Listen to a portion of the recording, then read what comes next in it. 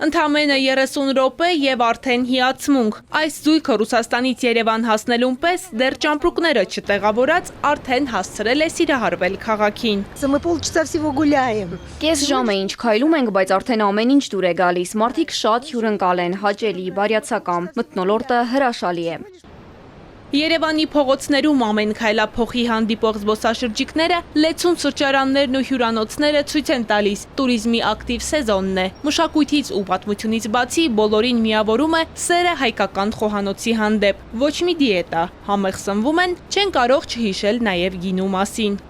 Завтраки в отеле. Խոհանոցն ուղղակի ցնցող է, ինձ թվաց, որ հյուրանոցի նախաճաշերն ավելի լավն են, քան Թուրքիայում։ Հիասքանչ ելակ, ձմերուկ, կեռաս, նույնիսկ թութ կար սեղանին։ Հայաստանը շատ ժամանակակից է, ինձ շատ դուր եկավ Սարյան փողոցը իր բոլոր գինետներով։ Այն շատ մշակութային է, մարդիկ էլ բարի են։ Խորհուրդ կտայի այցելել նաև քաղաքից դուրս տեսնելու սարերը եւ իհարկե համտեսելու գինին։ Այն ուղղակի անմահական է։ Մարդիկ Հայաստանում բարի են ու հասնող, նկատել է ուկրաինացի զբոսաշրջիկը։ Очень отзывчивые люди. Շատ արձագանքող մարդիկ են, մի անգամ մոլորվել էինք, դիմեցինք օգնության, մարդիկ ոչ թե ուղղակի ճանապարհը ցույց տվեցին, այլ մեզ ուղեկցեցին մինչև մեր ուզած վայր։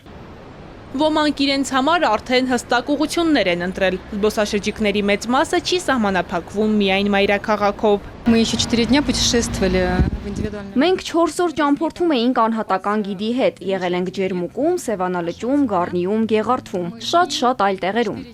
Փողոցի այս եռուզերը զբոսաշրջության կոմիտեում վերածել են թվերի։ 2026-ը ռեկորդների տարի է։ 2026 թվականի մայիսին գրանցվել են ռեկորդային այց դեպի Հայաստան շուրջ 199,541 զբոսաշրջիկ,